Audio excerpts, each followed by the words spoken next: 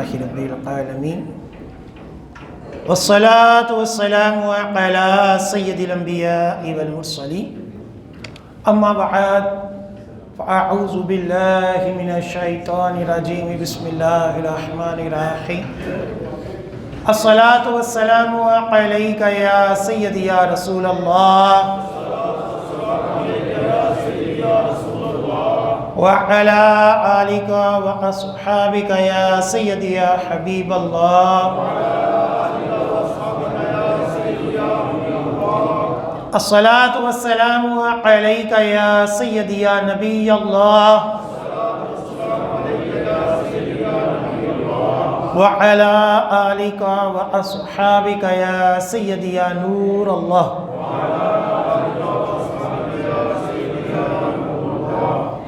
نویت سنت الاعتکاف الحمدللہ عز وجل ہم نماز جمعہ کے لیے حاضر ہوئے ہیں۔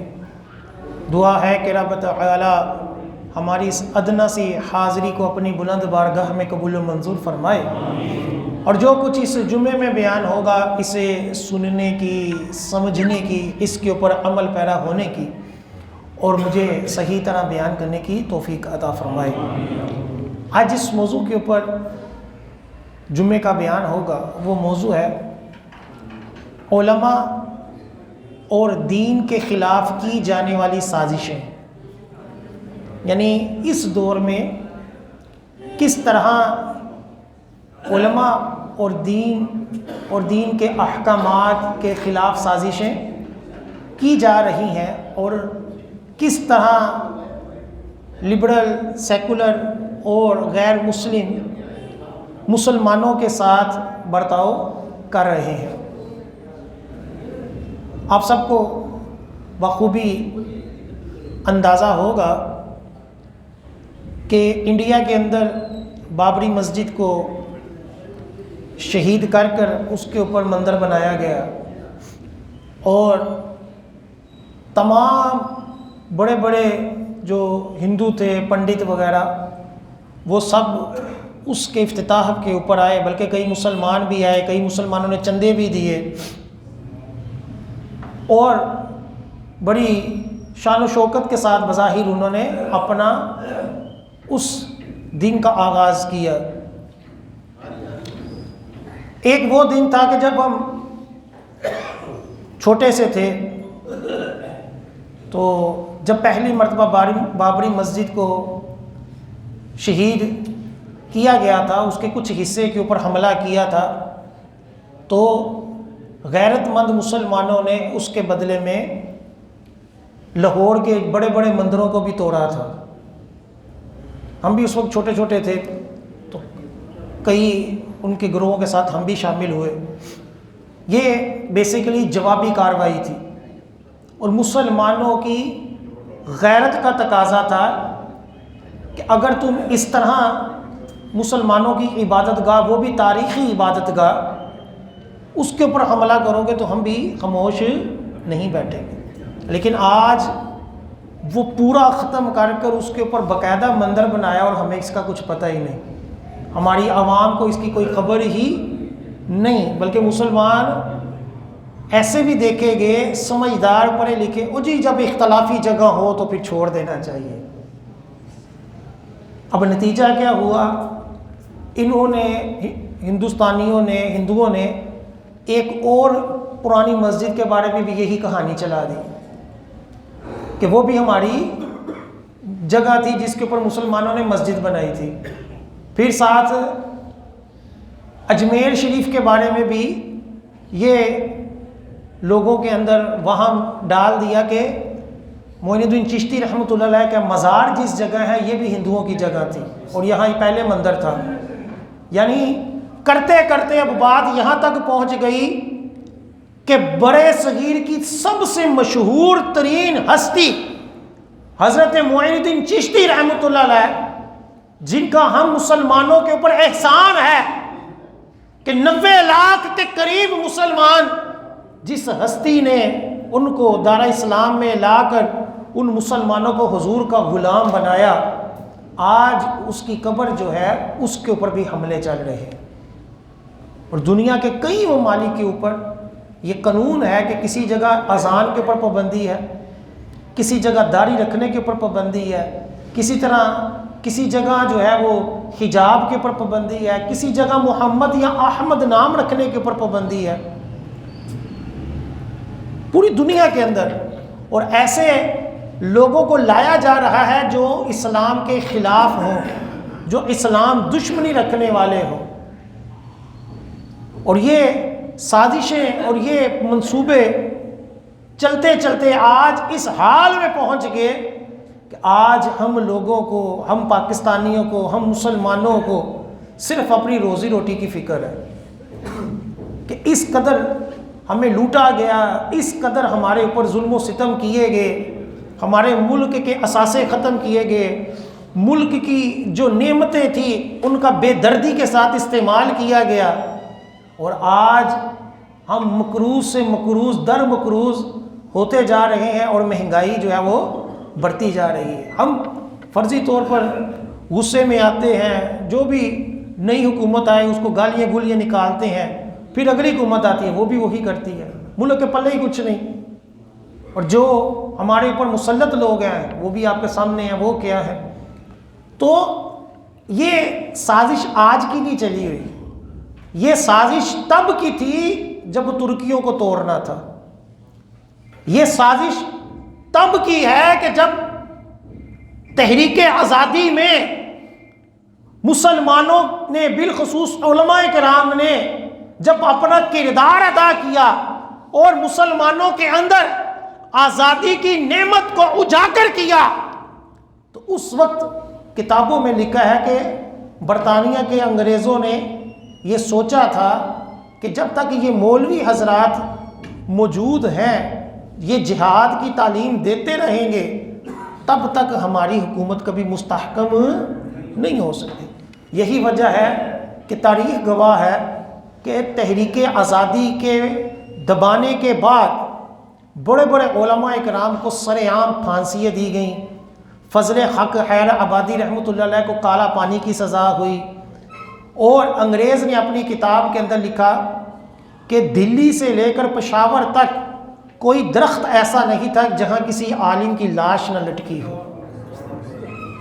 یہ سلسلہ تب سے جاری ہے، اور پھر آج جس ملک کے اندر ہم رہ رہے ہیں، جس لوگوں کے ساتھ ہم رہ رہے ہیں، وہاں کی لوگوں کی ذہن یوں بنایا جا رہا ہے کہ اس ملک کے اندر اگر کوئی سب سے جاہل طبقہ ہے تو وہ مولوی لوگوں کا ہے، جن کو پتہ ہی کچھ نہیں، جن کو آتا جاتا ہی کچھ نہیں، بس یہ غلط غلط فتوے دینے لگے ہوئے ہیں، جو لوگوں کو گمراہ کرنے لگے ہوئے ہیں، یہ فرقے پھیلا رہے ہیں، یہ یوں کر رہے ہیں، اور یہاں تک کہنا شروع ہو گیا کہ یہ چشتی، قادری، سہروردی، حنفی، شافعی، یہ سب ہونا فرقہ واریت ہے۔ یعنی عوام کو فرقہ واریت کے لفظ کا پتہ ہی کچھ نہیں، اور جو کوئی کہے کہ میں قادری ہوں، جو کوئی کہے کہ میں حنفی ہوں، تو کہہ دیتے ہیں تو فرقہ واریت پھیلا رہا ہے۔ حالانکہ میں نے پہلے بھی آپ کو کئی مرتبہ عرض کیا ہے، چشتی، قادری، سہروردی، نقشبندی، حنفی، شافعی، مالکی، حنبلی، یہ سب کے سب اہل سنت ہی ہیں۔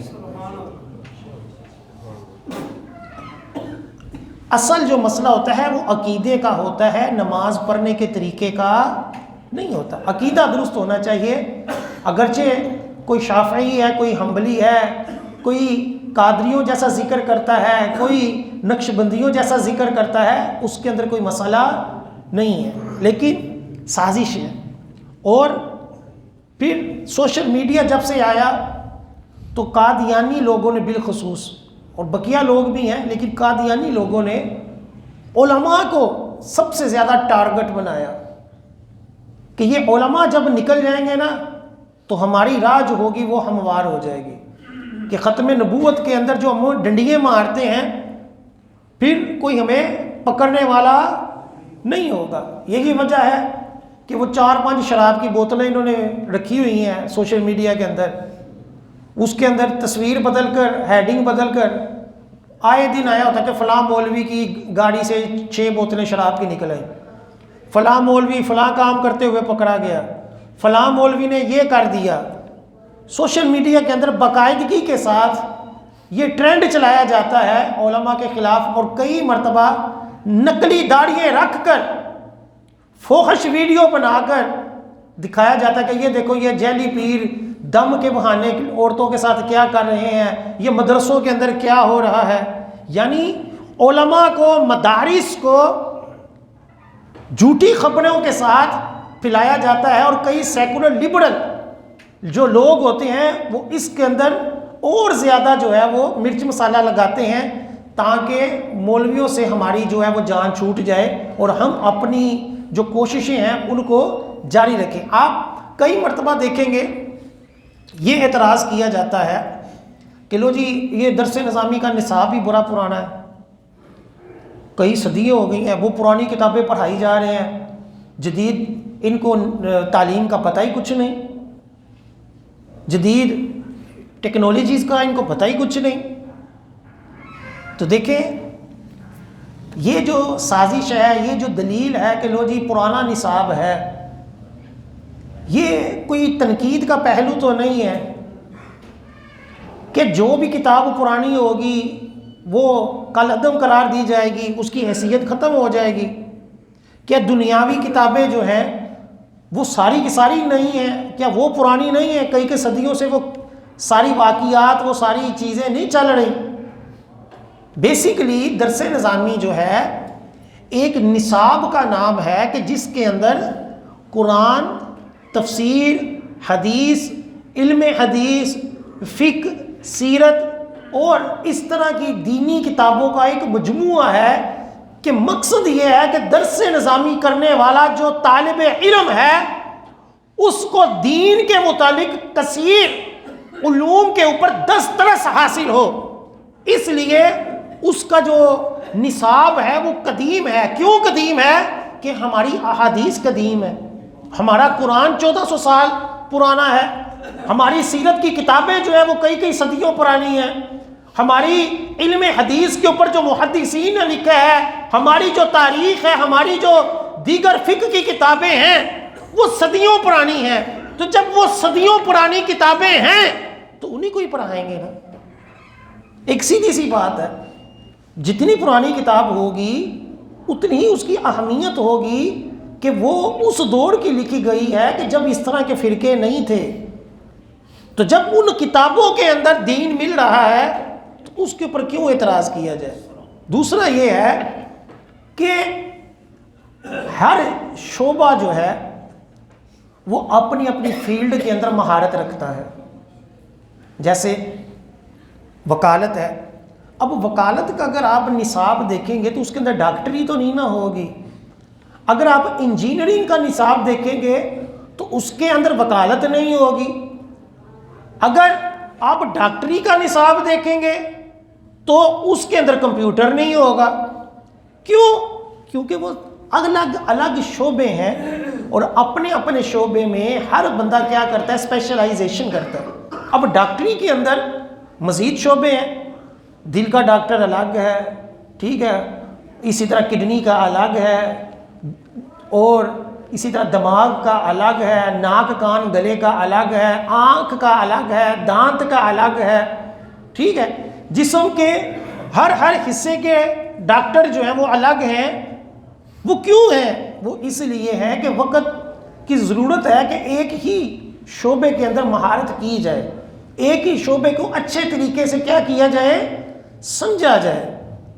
اب ایک بندہ جو ہے وہ مکینک ہے گاڑی کا، اور آپ اسے کہے کہ یار تم نے جو ہے وہ ڈینٹنگ پینٹنگ کیوں نہیں سیکھی، تو اگر وہ سیکھنے جائے گا تو وہ مکینک کے اندر بھی کمزور ہو جائے گا اور اس کے اندر بھی وہ مہارت نہیں رکھے گا. کیونکہ ایک انڈرسٹوڈ بات ہے کہ ہر بندہ اپنے اپنے شعبے کے اندر کیا ہوتا ہے؟ ایکسپرٹ ہوتا ہے. اور یہی ہمارا معاشرہ چاہتا ہے کہ ہر بندہ اپنی فیلڈ کے اندر کیا ہو؟ وہ ماہر ہو.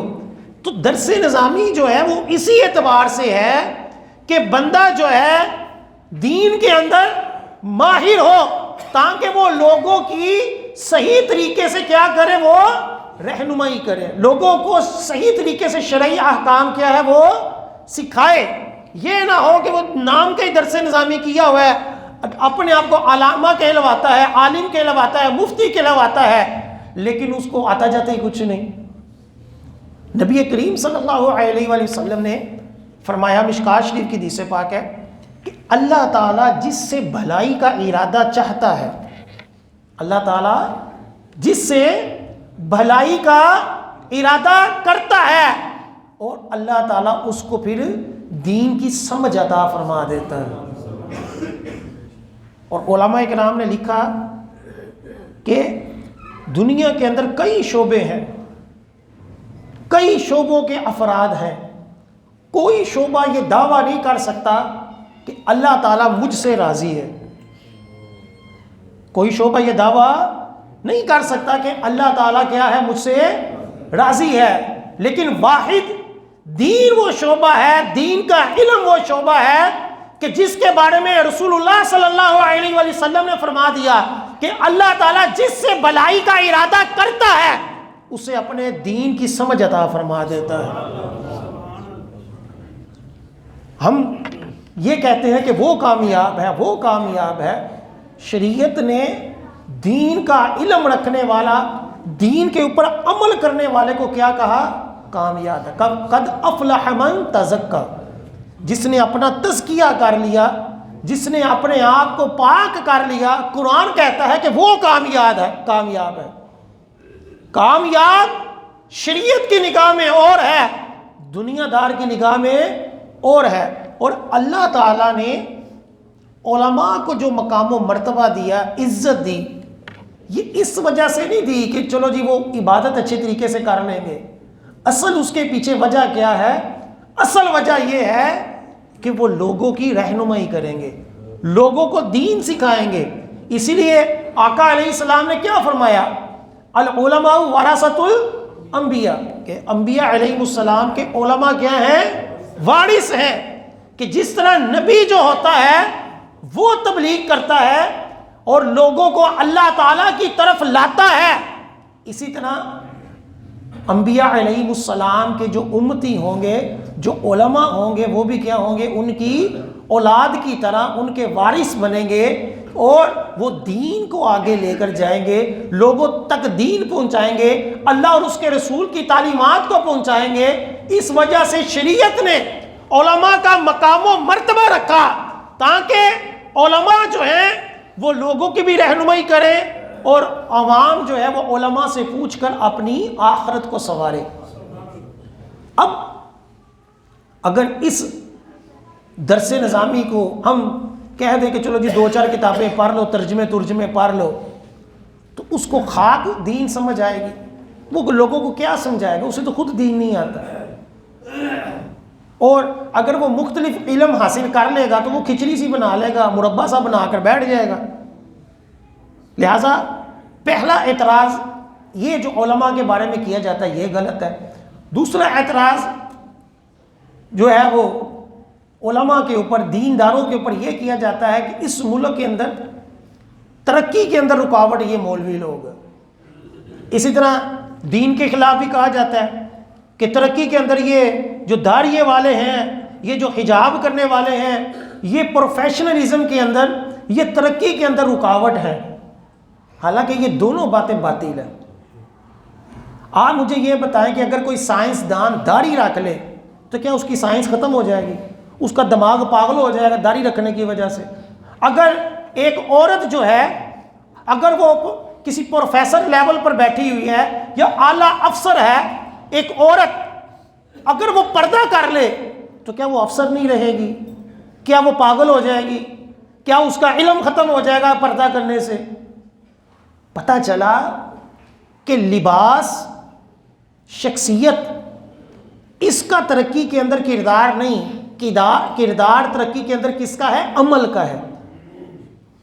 کردار کس کا ہے؟ عمل کا ہے۔ اگر ایک بندہ جو ہے وہ داڑھی رکھ کر لوگوں کو لوٹ رہا ہے، داڑھی کیش کروا رہا ہے، تو وہ بھی غلط ہے۔ اور ایک بندہ ڈاکٹر بن کر لیبارٹری ٹیسٹ کے نام پر لوگوں کو لوٹ رہا ہے، اپنی دوائیوں کے پیچھے لگا کر لوگوں کو لوٹ رہا ہے، مہنگی مہنگی دوائیں دے کر اپنا مریض بنا کر، اور بار بار اس سے ٹیسٹ کے نام پر، رپورٹوں کے نام پر، ایکس رے کے نام پر پیسے لوٹ رہا ہے۔ اپنی ڈگری جو ہے وہ لوگوں کو کرائے پر دے دیتا ہے کہ کلینک بنانے والا جو ہے اس کی ڈگری شو کروا کر وہ اپنا کلینک کھول کر بیٹھا ہوا ہے۔ انجینئر جو ہے وہ اپنی ڈگری ٹھیکیدار کو کرائے پر دے دیتا ہے کہ میرے طرف سے تم ٹھیکے لے کر لوگوں کے غلط ملت عمارتیں تعمیر کرو اور مجھے مہینہ دیتے رہو۔ اور اس طرح کرپشن، کئی پڑھے لکھے جو لوٹ رہے ہیں اس ملک کو، تو کیا وہ ترقی کے اندر اہم کردار ادا کر رہے ہیں؟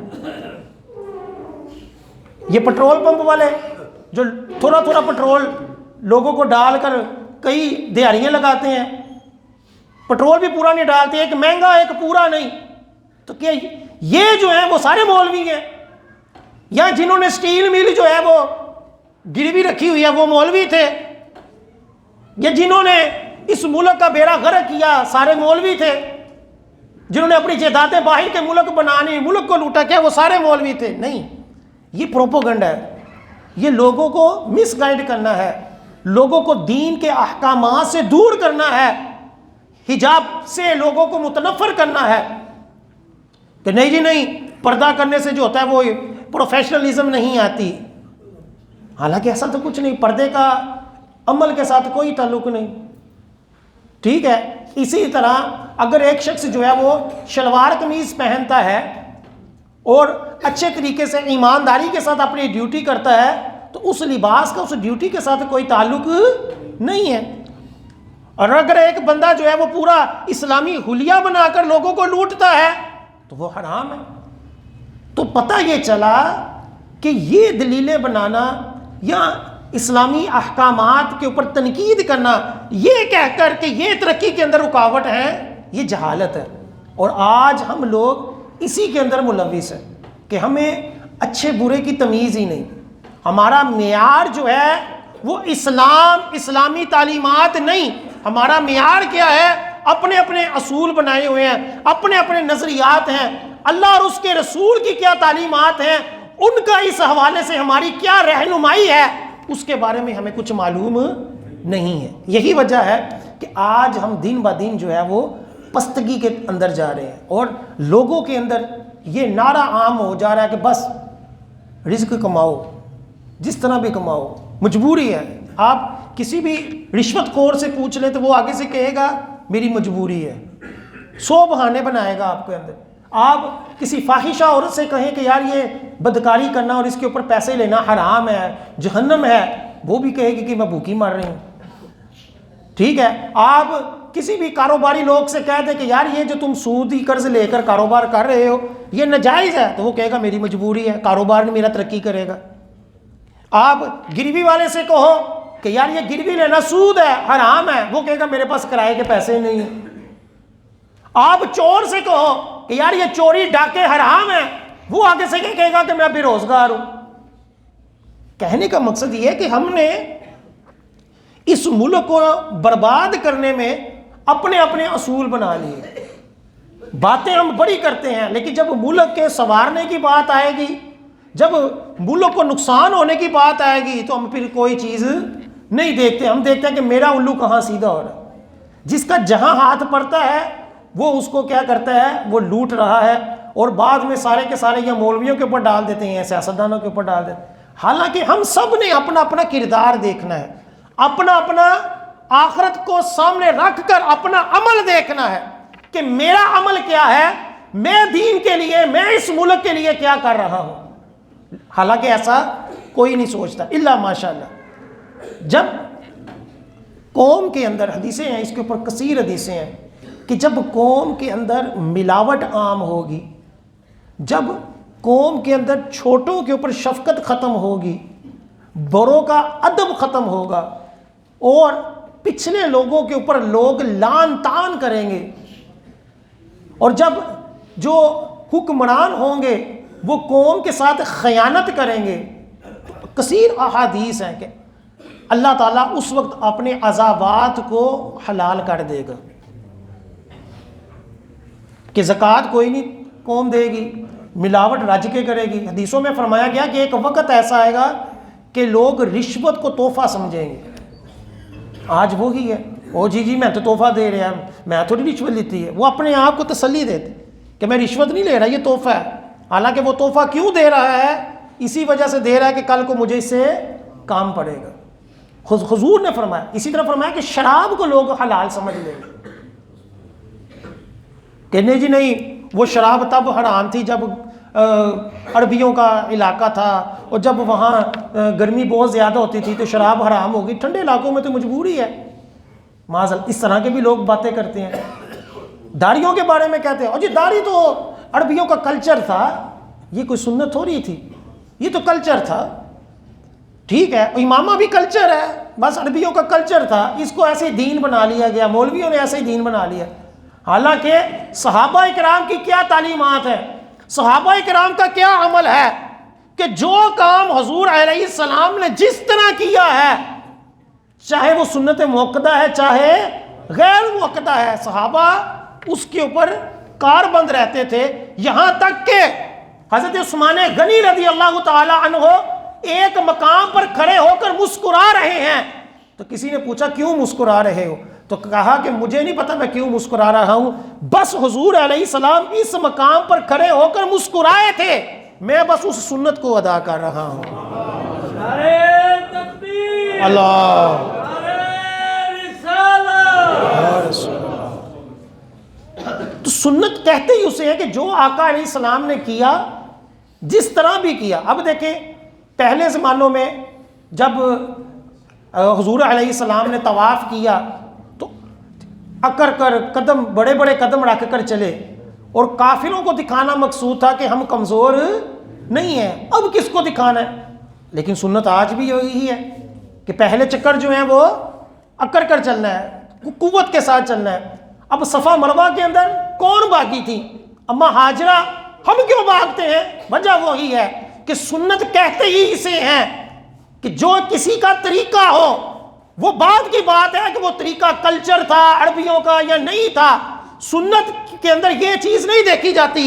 سنت کے اندر یہ دیکھا جاتا ہے کہ جس ہستی نے کیا ہم اس کی سنت کو ادا کر رہے ہیں۔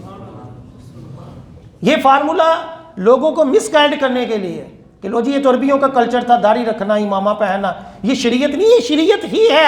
حضور علیہ السلام نے فرمایا تھا اہل عرب کو کہ جب اہل عرب امامہ اتار دیں گے ان کا وقار جاتا رہے گا، حدیث پاک میں فرمایا گیا۔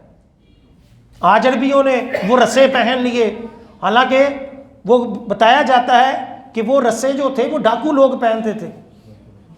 اب وہ رسے پہن کر لوگ کہتے ہیں یہ جو ہے نا اسلامی لباس، اسلامی لباس امامہ ہے۔ جو صحابہ کا، جو حضور علیہ السلام کا، بلکہ فرشتوں کا بھی ہے، فرشتوں سے بھی امامہ پہننے ثابت ہے۔ جنگوں کے اندر جب آئے تو امامے پہن کر آئے فرشتے۔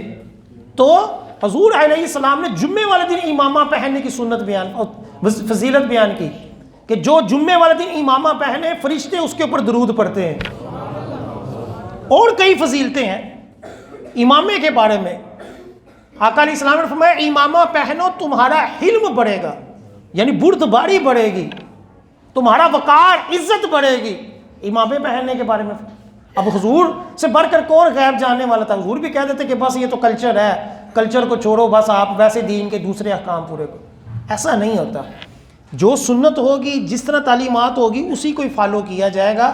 اس کے اوپر ہم شریعت کے احکامات کے اندر ہم تنقید نہیں کر سکتے، ہم اس کے اندر کوئی اپنی رائے نہیں نکال سکتے کہ نہیں نہیں یہ مجبوری ہے، میرے لیے اجازت ہو گئی۔ نہیں، قیامت تک کوئی بندہ شریعت کے حکم کے اندر کوئی تبدیلی نہیں کر سکتا۔ پھر ترقی کے اندر رکاوٹ، ترقی ان چیزوں کا نام ہی نہیں ہے۔ اگر اہل عرب، حالانکہ ان کا کردار آپ کے سامنے ہے، اس کے باوجود انہوں نے ترقی کی یا نہیں کی؟ کس سے کی؟ اس سے کی کہ انہوں نے اپنے ملک کی جو معدنیات، صرف ایک پٹرول تھا، اس کو صحیح طریقے سے نکالا اور پیسہ کمایا۔ ٹھیک ہے، ہمارے اندر کتنے ذخائر ہیں پتہ ہی کوئی نہیں، کون آ کر کھا رہا ہے، لوٹ رہا ہے، لے کر جا رہا ہے۔ ٹھیک ہے ٹھیک ہے، اب یہ بتائیں کہ سی پیک کے اندر ساری دنیا کہتی تھی مسلمانوں کی، پاکستان کی ترقی ہے، اب وہ کہاں گیا؟ وہ مولویوں نے اس کو خراب کر دیا، بیڑا گرک کر دیا۔ کئی مرتبہ سننے میں آیا تھا جو فلاں جگہ وہ فلاں چیز نکل آئی، فلاں جگہ پاکستانیوں کے ملک میں وہ فلاں شے نکل آئی، وہ کہاں گئی، کیا ہوا، کون کھا گیا، کیا ہوا، کوئی پتہ نہیں۔ ایک ڈیم تک بنانے کی ہمیں اجازت نہیں ملتی۔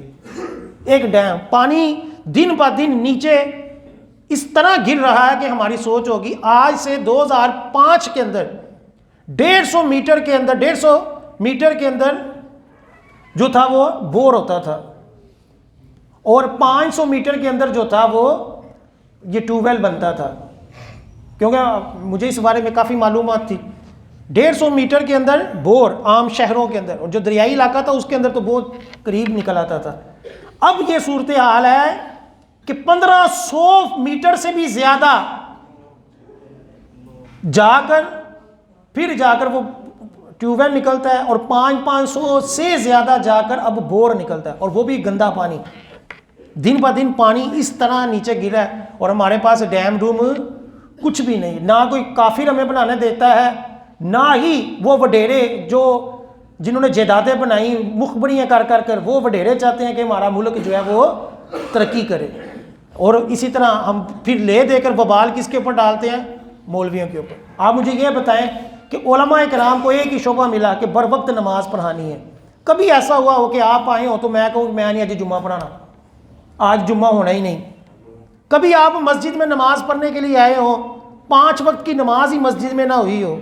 کبھی نہیں ہوتا۔ جو بیچارہ مولوی جس طرح بھی ہو اس کو یہ فکر ہوتی ہے، اگر اس نے دنیا کی کوئی سی بڑی مصیبت اس کے اوپر آ جائے، اس نے اپنی جگہ کسی اور کو کھڑے کرنا ہے تو پھر اس نے اگلا کام کرنا، اپنے شعبے کے ساتھ کس طرح ایمانداری کے ساتھ کام کیا، وہ چھوڑیں کمیاں کوتاہیاں کیا ہے وہ الگ بات ہے۔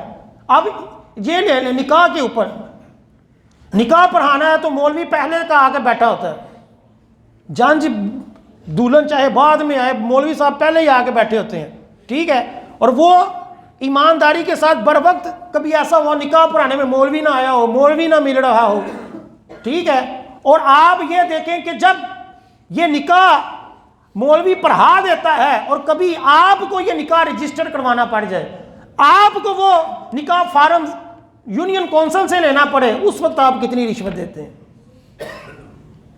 اور بھی دیگر معاملات ہے، جنازہ ہے، جنازہ مولوی نہ پڑھانے ہیں تو کئی دیر بیٹھے رہتے ہیں۔ کہنے کا مقصد یہ ہے کہ ہر فرد جو ہے ہمارے ملک کا، چاہے وہ کاروباری ہے، چاہے وہ دیندار ہے، چاہے وہ طالب علم ہے، چاہے وہ دیگر شعبوں کے ساتھ وابستہ ہے، ہمیں ہر ایک کی قدر کرنی چاہیے، اور یہ سارے ہی مل کر ایک معاشرے کی ترقی کا کردار ادا کرتے ہیں۔ ہر بندہ اپنے اپنے شعبے کے اندر ایماندار ہو، دوسروں کے اوپر تنقید کرنا چھوڑ دے تو ہمارا ملک ترقی کرے۔ حدیث پاک میں فرمایا گیا، حضور علیہ السلام نے فرمایا کہ مجھے اپنی امت پر 2 چیزوں کا خوف ہے، کنز الامال کی حدیث پاک۔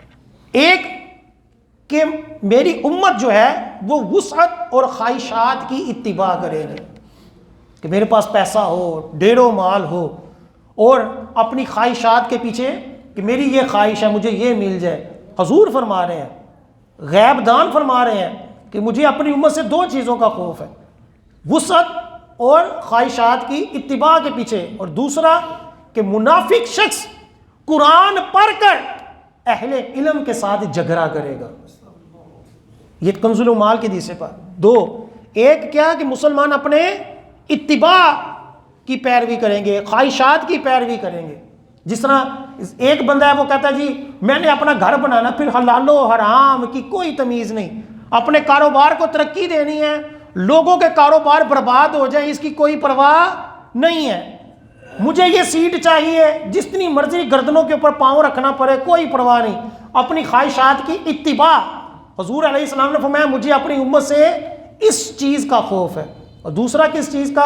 کہ 2 نمبر مولوی، 2 نمبر لوگ جب قرآن پڑھ کر، ترجمے پڑھ کر، ہلکا پھلکا دین سیکھ کر، پھر کیا کریں گے؟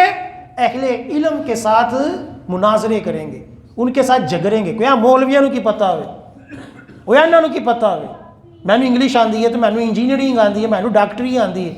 آج اس دور میں یہی ہو رہا ہے کہ مولویوں کو ڈی گریڈ کرنے کے لیے پڑھا لکھا طبقہ جو ہوتا ہے وہ تھوڑا سا دین پڑھ کر پھر وہ مدرسوں کے خلاف بولتا ہے، پھر وہ علماء کے خلاف بولتا ہے، پھر وہ پیروں فقیروں کے بارے میں بولتا ہے، پھر وہ صوفیہ کرام کے خلاف زبان درازی کرتا ہے، پھر وہ یہ بھی کہتے ہیں اور جی داتا سرکار نے دین دے چکی کام کیتا ہے، انہوں نے تو کوئی کتاب نہیں لکھی، اور جی مورید چشتی رحمۃ اللہ علیہ نے کون سی کتاب لکھی ہے. یعنی لوگوں کو یہ ذہن دیتے ہیں کہ یہ بڑے بڑے صوفیہ نے تو کوئی کتابیں ہی نہیں لکھی، حالانکہ کتاب تو پھر ابو بکر صدیق نے بھی نہیں لکھی، کتاب تو حضرت علی رضی اللہ تعالیٰ عنہ نے بھی نہیں لکھی، کتاب تو حضرت عمر فاروق نے بھی نہیں لکھی، کتاب تو کسی صحابی نے نہیں لکھی. تو یہ تو کوئی دلیل نہیں، لیکن لوگوں کا مائنڈ خراب کیا جائے. اور آقا علیہ السلام نے فرمایا کہ قرآن پڑھ کر پھر کیا کریں گے؟ علماء کے ساتھ جھگڑیں گے، ان کے ساتھ لڑیں گے. اور دوسری حدیث پاک میں کنز العمال کی حضور نبی کریم صلی اللہ علیہ وآلہ وسلم نے فرمایا ایک وقت ایسا آئے گا کہ موت علماء کے لیے سرخ سونے سے بہتر ہوگی، کہ علماء جو ہوں گے وہ مرنا پسند کریں گے کہ میں مر جاؤں تو یہ بہتر ہے. اور عوام کے لیے بھی فرمایا جامع ترمذی کی حدیث پاک کہ دین پر چلنا ایسا ہوگا کہ جیسا کوئلہ ہاتھ میں لینا. آج کئی لوگ جو ہوتے ہیں وہ اپنے آپ کو مسلمان کئی جگہ نہیں شو کرواتے کہ یہ یار میرے لیے آزمائش ہو جائے گی. کئی کمپنیوں نے اپنے نام بدل لیے مسلمانوں سے کہ تاکہ ہمیں کاروبار کرنے میں مشقت نہ ہو. کئی دوسرے لوگ جو ہوتے ہیں وہ دینی احکامات نہیں کرتے لوگوں کے سامنے. کئی باہر کے ملک والے ہم سے مسئلہ پوچھتے ہیں کہ اگر کافروں کے دینی تہوار کے اندر حصہ نہ لیا جائے تو ہمیں نوکریوں سے نکال دیتے ہیں، ہمیں ہمارے ساتھ یہ آزمائشیں ہوتی ہیں، ہمیں یہ کرتے ہیں یوں کرتے ہیں. یعنی دین کے اوپر چلنا کوئلہ ہاتھ میں لینے سے بھی مشکل ہو جائے گا. جیسے ہم کوئلہ ہاتھ میں پکڑے فوراً چھوڑ دیتے ہیں، اسی طرح ہوگا کہ دین کو ہاتھ میں پکڑنا کیا ہوگا، وہ مشکل ہو جائے گا. یہ جامع ترمذی کی حدیث پاک حضور علیہ السلام نے فرمایا. اور اسی طرح علماء کو کہ علماء جب دیکھیں گے کہ لوگ مانتے ہی کوئی نہیں، لوگ دین کی پیروی نہیں کر رہے، لوگ علماء کے اوپر ہی تنقیدیں کر رہے ہیں، تو پھر کیا ہوگا؟ وہ موت کو پسند کریں گے. اور ابن ماجہ کی حدیث پاک میں حضور علیہ السلام نے قیامت کی نشانیوں میں سے یہ نشانی فرمائی کہ مسجد کے اندر مصلی بچھا ہوگا لیکن کوئی امامت کروانے والا نہ ہوگا، کہ امام ہی نہیں رہیں گے، حفاظ ہی نہیں رہیں گے، علماء ہی نہیں رہیں گے. پھر کیا ہوگا؟ آقا علیہ السلام نے فرمایا کہ جب علماء دنیا سے چلے جائیں گے، آقا علیہ السلام نے فرمایا کہ قرآن اور حدیث ختم نہیں ہوں گے، قرآن ختم نہیں ہوگا، اس کو پڑھنے والے علماء ختم ہو جائیں گے. جب علماء پڑھنے والے نہیں ہوں گے تو پھر کیا ہوگا؟ لوگ جاہلوں کو اپنا پیشوا بنائیں گے، اور جاہل خود بھی مریں گے، گمراہ ہوں گے، اور اپنے ماننے والوں کو بھی گمراہ کریں گے. یہ مشہور حدیث پاک ہے صحیح ستہ کی کہ یہ دین جو ہے یہ کتابوں میں رہے گا، قیامت والے دن وہ قرآن اٹھایا جائے گا، دین قیامت تک چلے گا، لیکن اس کو پڑھنے والا کوئی بھی نہیں ہوگا. پھر کیا ہوگا؟ اندازوں سے لوگوں کو مسائل بیان کیے جائیں، غلط ملت مسائل بیان کیے جائیں. کوئی مشہور ہو جائے گا تو وہ لوگوں کو مفتی بن جائے گا، کوئی ڈاکٹر ہوگا وہ مفتی بن جائے گا، کوئی انجینئر ہوگا وہ مفتی بن جائے گا، اور لوگوں کو اپنی چرب زبانی کے ذریعے کیا کرے گا؟ غلط ملت مسئلے بیان کرے گا، طلاقوں کے غلط مسئلے بیان کر دے گا، نکاح کے غلط مسئلے بیان کر دے گا، عدت کے بارے میں فضول اپنے پاس سے تکے مارتا رہے گا، شریعت کی کچھ بات کسی سے پوچھنا گوارا نہیں کرے گا، خود بھی گمراہ ہوگا آقا علیہ السلام نے فرمایا، اور لوگوں کو بھی گمراہ کرے گا. لہٰذا آج جس دور کے اندر ہیں اس دور کے اندر جو دین ہے وہ مظلوم بن چکا ہے، دیندار لوگ مظلوم بن چکے ہیں کہ لوگ ان کے ساتھ کوئی اچھا بیہیویئر کرنا پسند ہی نہیں کرتے. حالانکہ حضور علیہ السلام نے فرمایا کہ صبح کرو تو اس حال میں کرو کہ یا دین سکھانے والے ہو یا دین سیکھنے والے ہو. صبح اس حال میں کرو کہ یا دین سکھانے والے یا دین سیکھنے والے، یا دیندار لوگوں کی صحبت میں بیٹھنے والے ہو، یا دین سکھانے والے یا دین سیکھنے والے، یا دیندار دینی لوگوں کی صحبت میں بیٹھنے والے، یا چوتھے نمبر پر آقا علیہ السلام نے فرمایا یا دیندار لوگوں سے محبت کرنے والے. پہلا کیا ہے؟ دین سکھانے والے. دوسرا کیا ہے؟ دین سیکھنے والے. تیسرا کیا ہے؟ ان کی صحبت میں، ان کے ساتھ دوستی ہو، ان کے پاس آتے جاتے رہیں. چوتھا کیا ہے کہ اگر یہ تینوں چیزیں نہیں، اور کم از کم ان سے محبت تو کرو، اور کم از کم اولیاء کرام سے محبت تو کرو، علماء کرام سے محبت تو کرو، اپنے آئمہ مساجد سے محبت تو کرو، اپنے دینی لوگوں سے، داڑھیوں والوں سے، نمازی پرہیزگاروں سے وہ محبت تو کرو، ان سے بغض تو نہ رکھو۔ آقا علیہ السلام نے فرمایا 5ویں نہ ہونا ورنہ ہلاک ہو جاؤ۔ یہ حضور علیہ السلام کا فرمان۔ اعلیٰ حضرت نے کتاب جو ہے نا احکام شریعت میں بھی اس حدیث پاک کو نقل کیا کہ 5ویں نہ بننا، کہ نہ تم دین سیکھنے والے ہو، نہ سکھانے والے، نہ دینی صحبت میں بیٹھنے والے، نہ دین سے محبت کرنے والے۔ جو 5واں ہوگا حضور علیہ السلام نے کیا فرمایا؟ وہ ہلاک ہو جائے۔ آج ہم اسی 5ویں کی طرف جا رہے ہیں کہ نہ ہمیں دین کے ساتھ کوئی غرض ہے، نہ ہمیں دیندار لوگوں کے ساتھ کوئی غرض ہے، نہ مساجد کے ساتھ، نہ مدارس۔ ان کے خلاف باتیں سن لیں، ان کے خلاف باتیں لوگ کرتے رہیں گے کہ جی یہ کر دیا، یہ کر دیا، اور جی انہوں نے یہ کیا، انہوں نے کیا کیا دین کے لیے، اس نے ملک کے لیے کیا کیا، اور جنہوں نے لوٹا ہے، جنہوں نے کھایا ہے، جو بیڑا غرق کر گئے، اس کو لوگ تعظیمیں کرتے ہیں۔ جو حرام خور افسر ریٹائر ہو جاتا ہے، کھا پی کر لاکھوں کروڑوں روپے کما لیتا ہے، اب یہاں وہ باہر بھاگ جاتا ہے، یا یہاں وہ اپنے عالی شان طریقے سے رہتا ہے، لوگ پھر بھی ان کی عزتیں کر رہے ہوتے ہیں۔ وجہ کیا ہے؟ کہ ہم ذہنی طور پر غلام قوم ہیں، ہمیں یہ احساس ہی نہیں ہے کہ اصول زندگی کیا ہے، کامیابی کے اصول کیا ہیں۔ ہم نے اپنی رزق روٹی کے پیچھے، جیسے مشہور ہے بریانی کی پلیٹ پیچھے سب کچھ چل رہا ہے، ٹھیک ہے۔ اللہ تعالیٰ ہم سب کو دین کے حوالے سے غور و فکر کرنے کی، دین کا درد رکھنے کی، اور دین کے لیے کچھ کرنے کی، اپنے ملک کے لیے کچھ کرنے کی توفیق عطا فرمائے، آمین۔